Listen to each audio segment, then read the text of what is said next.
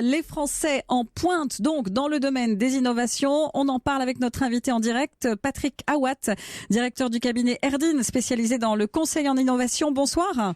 Oui, bonsoir. La France est en force, donc à Las Vegas, 3e délégation derrière les États-Unis et la Chine. Il paraît que tout le monde est bluffé par la qualité de la technologie française. Vous confirmez ? Oui, en effet, oui, les choses sont en train d'évoluer très très favorablement dans notre pays et donc les start-upers, qui sont des entrepreneurs qui ont envie de changer le monde, se souviennent qu'entrepreneur est un mot français et que notre pays a été en pointe en matière de révolution. On est en train de jouer sur nos atouts. Comment vous expliquez cette présence massive des Français ? Alors, moi, j'ai envie de dire qu'il y a des politiques publiques qui ont commencé il y a une petite vingtaine d'années, avec Claude Allègre en particulier, et qui ont été suivies indépendamment des alternances politiques, et que tout ça fait que les cultures changent aussi. Et donc, voilà, il y a des vocations qui se créent, et on se rend compte qu'il n'est plus nécessaire de faire une carrière de 40 ans dans la même grande entreprise ou en tant que fonctionnaire pour se réaliser professionnellement. Vous dites que les pouvoirs publics aident. Est-ce que les financements également se débloquent pour ces entreprises ?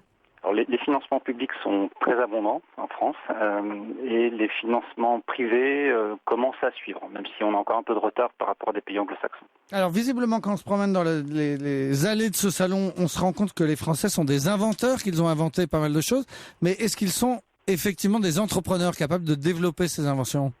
Alors, comme je le disais, effectivement, c'est en train de changer. Par exemple, beaucoup de formations supérieures, type grandes écoles, universités, ont maintenant des modules entrepreneuriat en plus des formations scientifiques classiques qui, comme on le sait en France, sont de haut niveau. Et donc, c'est ce mélange sciences, bonne maîtrise des sciences, des maths, de la physique, de la chimie et un esprit un peu entrepreneurial, le commerce, le marketing, le business.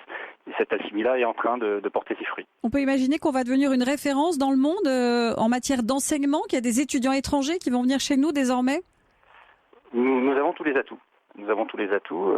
Et donc effectivement, il y a encore du travail à faire sur l'attractivité de la France en général, mais effectivement, nous attirons aussi des excellents étudiants étrangers. Alors, ce salon de l'électronique grand public à Las Vegas, il présente vraiment ce qui va changer notre vie demain, ou bien c'est toute une série de gadgets? On parlait à l'instant de cette brosse à cheveux qui mesure si vous vous brossez les cheveux assez fort ou pas trop fort. Alors bon, il ne m'appartient pas de juger si l'innovation proposée par L'Oréal est un gadget ou non, mais à côté de ces innovations, de ces objets du quotidien, vous parliez de Netatmo par exemple, et on est dans le domaine de la maison connectée.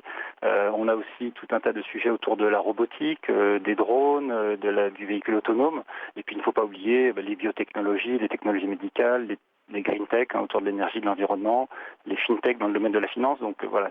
Il y a des choses qui vont changer, ce n'est pas que du gadget. Alors la France a les idées, on l'a entendu, elle a le savoir-faire, mais on a l'impression qu'elle ne sait pas encore fabriquer des géants. Pourquoi ? Il y a beaucoup de start-up qui cartonnent, mais qui sont obligés de se vendre pour se développer.